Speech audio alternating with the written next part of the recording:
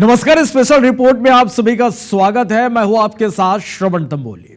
बुधवार को हमने रायपुर जिले के अवैध रेत भंडार और माफियाओं के आतंक को दिखलाया था। आईबीसी 24 के संवाददाता संदीप शुक्ला के साथ आपने बुधवार को समोदा, कुरुद, कुटेला, कुरुद, शिव मंदिर और हरदी पानी टंकी के पास से पूरे इलाके में फैले सफेद रेत के काले कारोबार की स्पेशल रिपोर्ट देखी। आज आपको उन इलाकों की रिपोर्ट दिखाते हैं जहां जिस ओर आपकी नजर जाएगी वहां दूर दूर तक बस आपको रेत के पहाड़ ही पहाड़ नजर आएंगे।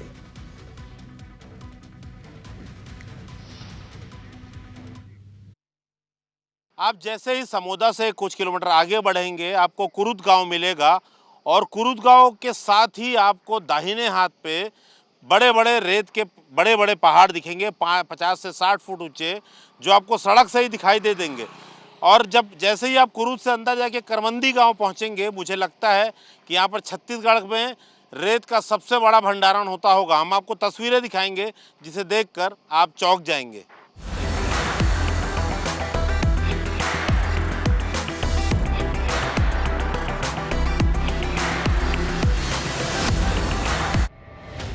रेत माफियाओं का आतंक इस कदर है कि सरकारी स्कूल का रास्ता भी बंद हो गया है और पूरे इलाके की तस्वीर बदसूरत हो गई है। जिन इलाकों से रेत का उत्खनन किया जा रहा है वहां पर ग्रामीणों को विकास से कैसे वंचित किया जा रहा है, उसकी तस्वीर हमने आपको सड़क पे दिखाई थी। अब स्कूल के माध्यम से दिखाते हैं। पहले तो आप देख लीजिए कि 400 से 500 ट्रक रेत का ढेर हम यहाँ पर आपको दिखा रहे हैं। कुछ ढेर जो है इसमें 12-15 फीट तक ऊंचे है। आपको सिर्फ रेत दिखाई देगी 200-300 मीटर। किस जगह पे है अब मैं दिखाता हूँ आपको। पूर्व माध्यमिक शाला का दरवाज़ा देखिए, अब यहीं से जा रहे हैं, मुख्य दरवाज़ा। और ये है वो स्कूल। स्कूल की बिल्डिंग देखिए, स्कूल का बाथरूम देखिए। देखिए खनिज मद जो होता है डीएमएफ फंड अब क्यों इम्पोर्टेंट हो जाता है आपको बताता हूँ। सीधी सी बात है कि जिस गाँव से, जिस जिला से, जिस पंचायत से ये खनिज निकलते हैं, पहला अधिकार उनका होता है। लेकिन आप ये स्कूलों की हालत देखिए, जर्जर भवन, पेंट नहीं है, भारी सीपेज है। तो ये इस स्कूल को आप देखिए कि अगर बाहर जो रेत डंप हो रही है लगातार इस स्कूल में, अगर उसका ही खनिज मद का पैसा इस स्कूल को मिल जाता तो इस पूरे गांव के साथ साथ स्कूल की तस्वीर बदल जाती। अंदर काफ़ी सीपेज है, 2006 में बना हुआ भवन है, लेकिन बहुत ज़्यादा बुरा हाल है। देखिए ये छज्जा प्लास्टर, आप ये देखिए ये कैसे, ये इस स्थिति में है। ये हर जगह हमें सरकारी जगहों पे देखने को मिल जाता है। अगर वैध तरीके से खनन होता तो भी काफ़ी इस स्कूल को रेवेन्यू मिल जाता, पूरे गांव को रेवेन्यू मिलता, सड़कें बनती, नल जल तमाम चीज़ें सब मिलता।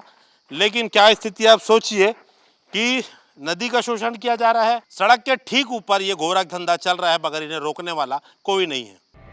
जब हम करमंदी इलाके में महानदी पर पहुंचे तो यहाँ हमें चौतरफा रेत उत्खनन और रेत के पहाड़ ही नजर आए। हमारे पूरे पड़ताल की सबसे ज्यादा चौंकाने वाली तस्वीर आपको दिखा रहा हूँ। पहले तो आप देखिए हमारे पीछे जो आप मैदान नुमा देख रहे हैं, ये असल में महानदी है, छत्तीसगढ़ की जीवनदायिनी आप सोचिए। और जगह जगह आप देखेंगे कि कैसे नदी को ऊट पटांग तरीके से काट कर जो घाट हैं उनको खाई बना दिया गया है। कई ट्रैक्टर हैं, अवैध उत्खनन चल रहा है। लेकिन उसके पहले आपको दिखाता हूँ अवैध भंडारण का खेल। अब ये देखिए मेरी हाइट अगर 5.5 फुट 5 फुट 8 इंच है, तो आप सोचिए इसका अंदाज़ा लगाइए 30 से 35 फीट ऊंचा तो ये लगभग पहाड़ ही है। और नज़र घुमाएंगे दाहिने हाथ तरफ तो आप देखते जाएंगे लगभग 400 मीटर तक सिर्फ और सिर्फ आपको रेत के ढेर दिखाई देंगे। और एक एक पहाड़ की जो ऊंचाई है लगभग 35 से 40 फुट है। और जैसे ही हम आए हैं तो आप देखिए सुगबुगाहट हो गई है, लोग भी यहाँ पर आना जाना शुरू कर दिए हैं। हर आदमी टोह लेना चाहता है कि हम आखिर कर क्या रहे हैं। दूसरा ट्रैक्टर आप देखेंगे, छोटे छोटे ट्रैक्टर यहाँ पर जो है लगे हुए हैं, अवैध उत्खनन चल रहा है। लेकिन बड़ी बड़ी हाईवा चेन माउंटेन मशीनों के सामने इन ट्रैक्टरों की क्या बखत। आपको मैं चलते हुए दिखा रहा हूँ, थोड़ा समय आपसे लेंगे। आप देखिए इस पहाड़ की जो ऊंचाई है 30 फीट 40 फीट आपको दिखाई देगी। और लगभग आधा किलोमीटर एक तरफ हमने दिखाई थी, 100 मीटर से ज़्यादा चौड़ा ये पूरा स्टॉक का ढेर है। और लंबाई हम आपको फिर से दिखाएंगे। ये अब आपको फिर से बता दें कि करमंदी के पास हम पहुंचे हैं। हरदीडी करमंदी यहाँ पर बहुत बड़ा स्टॉक है और जैसे माइनिंग अधिकारी कहते हैं कि कुछ को अनुमति है, तो आपको बता दूं कि 3 से 4 लोग को भी अनुमति है, तो 5000 क्यूबिक मीटर से ज़्यादा की नहीं है, जो मुश्किल से 4 से 5000 ट्रक होता होगा। लेकिन हम आपको लगातार जो अपनी पड़ताल में दिखा रहे हैं, हज़ारों ट्रिप आपको हम रेत और हाईवा दिखा चुके हैं। देखने में तस्वीरें एक सी दिखे, लेकिन आपको बता दें ये पूरा माल महानदी की कोक को उजाड़ कर जमा किया गया है। इससे करोड़ों रुपए का राजस्व की हानि शासन को भी हो रही है। सीएम के निर्देश पर आपको बता दें कि लगातार रेत माफियाओं पर कार्रवाई की जा रही है, लेकिन जो अवैध भंडारण है इस पर कहीं भी कार्रवाई नहीं दिख रही है। और सबसे बड़ी बात, जिस जगह पर विधायक, मंत्री, खुद मुख्यमंत्री रहते हैं, रायपुर के कलेक्टर बैठते हैं, उस जिले में आप सोचिए कि इस कदर से रेत माफियाओं का आतंक है। हजारों हजार ट्रिप अवैध रूप से भंडारण कर कर काला बाजारी कर कर बेचा जा रहा है। लोडिंग आप कराने जाएंगे तो 5000 रुपये, घर में रेत चाहिए तो 15 से 20 हजार रुपये। सबसे बड़ी बात, सिर्फ छत्तीसगढ़ नहीं बल्कि इस पूरे खेल में बिहार से, उत्तर प्रदेश से आए लोग लठैतों के साथ काम कर रहे हैं। जो स्थानीय छत्तीसगढ़ी लोग हैं उन्हें मारा जा रहा है, मीडिया को धमकाने के लिए फायरिंग की जा रही है, लेकिन प्रशासन को ये दिखाई नहीं देता। सीधी सीधी बात है कि संलिप्तता से अधिकारियों की या जनप्रतिनिधियों की इनकार नहीं किया जा सकता। एक आंख खोलने वाली तस्वीर हमने दिखाई है, देखते हैं शासन इस पर क्या एक्शन लेता है। महानदी से भी भयानक तस्वीरें हमें चिखली में दिखी। यहाँ रेत के इतने बड़े पहाड़ नजर आए कि आंखें फटी की फटी रह गईं। हम पहुंचने वाले चिखली गांव, उसके पहले सड़क पे हमें देखिए एक और स्टॉक मिला रेत का। जैसे कि हम बता रहे हैं कि समुद्र से आप आगे बढ़ेंगे कई किलोमीटर तक आपको जगह जगह ज़मीनों पे जो ब्यारा होता है छत्तीसगढ़ में, जिसे बाड़ा भी कहा जाता है, घर के पीछे जिसकी जैसी क्षमता है वो रेत का स्टॉक कर रहा है। देखिए आम के पुराने पेड़ हैं, 10 फुट 12 फुट तक रेत इस पे डालकर पूरे इस इलाके को पाट दिया गया है। सामने ही जो एक स्वास्थ्य केंद्र है उसका जो ब्यारा है, एक्चुअली उससे लगी हुई जो ज़मीन है उस पर भी रेत का स्टॉक है। तो ऐसी कोई खास पड़ताल नहीं करनी पड़ेगी खनिज अधिकारियों को इसकी जांच करने पे या कार्रवाई करने पे, ये वैध है या अवैध है पता करने में। लेकिन उसके बावजूद टीम यहाँ पहुँचती नहीं है। लोगों को दिख रहा है, मीडिया को दिख रहा है, नहीं दिख रहा है तो सिर्फ नेताओं को और जिम्मेदार अधिकारियों को।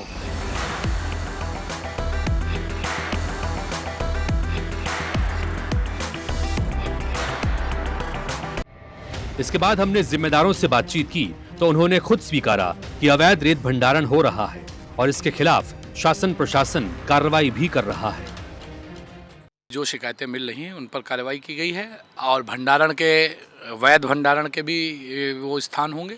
अगर कहीं पर भी जानकारी अवैध भंडारण की आएगी तत्काल, अगर कोई भी कहीं पर भी, वो जगह कोई भी हो, व्यक्ति कोई भी हो, अगर कहीं पर भी अवैध तरीके से कुछ हुआ होगा तत्काल कार्रवाई। कुल टोटल 7 रेत खदान संचालित हैं जो वैध रूप से हैं।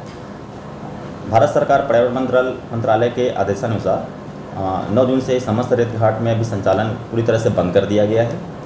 इसके अलावा हमारे ज़िले में टोटल 16 रेत भंडारण स्वीकृत थे, जिसमें से 6 रेत भंडारण पर उनमें अनियमितता पाए जाने पर कलेक्टर महोदय द्वारा उन 6 रेत भंडारण को लैप्स किया गया। अभी वर्तमान में हमारे पास जो सैंक्शन रेत भंडारण है वो टोटल 10 हैं। महासमुंद के कुछ ग्राम हैं जिसमें कि भारी मात्रा में अवैध रेत भंडारण किया गया है, जिसकी शिकायतें भी हमें जिला प्रशासन को मिली हुई।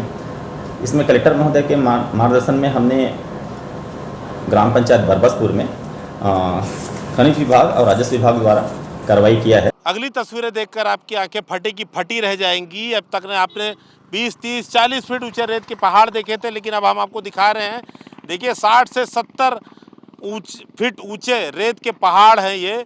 आपको बता दें कि जैसे ही कुरुद कुटेला से आप पहुंचेंगे चिखली गांव, ठीक सड़क के ऊपर हाईवे से 40 फीट पर ये रेत के पहाड़ आपको दिखेंगे। जो रेत का ढेर है वो लगभग 100 मीटर गहरा है, इतना ही चौड़ा है, और एक नहीं कई दर्जनों ऐसे पहाड़ यहाँ पर है। चेन माउंटेन रखकर बाकायदा यहाँ पर हाईवा की लोडिंग करी जा रही है, जो कि हमारा कैमरा देख के यहाँ से अभी अभी रवाना हुए हैं। सबसे बड़ी बात, राजधानी रायपुर में सोचिए ये सब गोरख धंधा, रेत माफियागिरी चल रही है।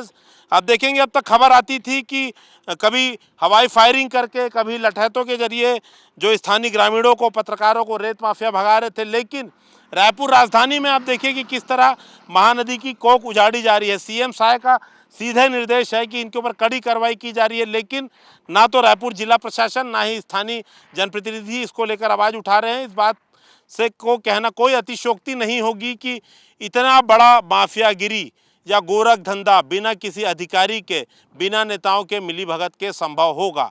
आँख खोलने वाली तस्वीर हमने दिखाई है।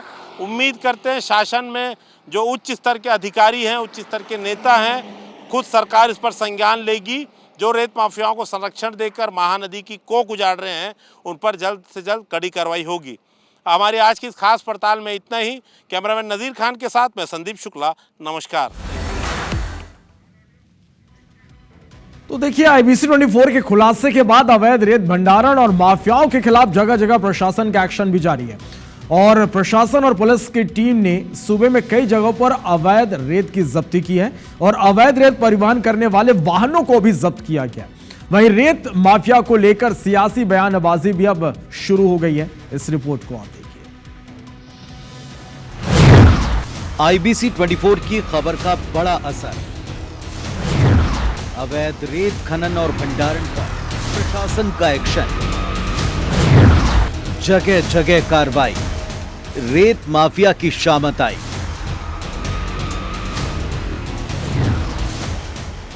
छत्तीसगढ़ में रेत माफियाओं के आतंक और अवैध रेत भंडारण के खिलाफ जारी IBC 24 की मुहिम के बाद प्रशासनिक अमला जागा, जगह जगह एक्शन लिया। खनिज विभाग ने गुरुवार को उन इलाकों में दबिश दी जहां जहां की तस्वीरें IBC 24 ने प्रमुखता से दिखाई। अब हम आपको असली तस्वीर दिखाएंगे कि कैसे महानदी की कोख को उजाड़कर जबरदस्त तरीके से जमकर अवैध रेत का उत्खनन हो रहा है। देखिए, हम अभी कुरुद गांव पहुंचे ही हैं। सड़क से उतरते ही आप देखिए दोनों तरफ आपको सैकड़ों ट्रिप रेत की मिल जाएगी। और सबसे बड़ी बात, ये सरकारी स्कूल है, सरकारी सामुदायिक स्वास्थ्य केंद्र है, उसकी दरवाजा हो, बाउंड्री हो, हर तरफ आपको रेत ही रेत दिखेगी। ऊंचे ऊंचे पहाड़ 15 से 20 फीट ऊंचे और लगभग 1 किलोमीटर तक जहां भी हम जाएंगे आपको रेत ही रेत दिखाई देगी। रायपुर जिले के समोदा, कुरूद, कुटेला और अन्य इलाकों में खनिज विभाग की टीम पूरे दलबल के साथ ग्राउंड जीरो पर पहुंची, मौके का मुआयना किया और 4700 घन मीटर रेत जब्त की।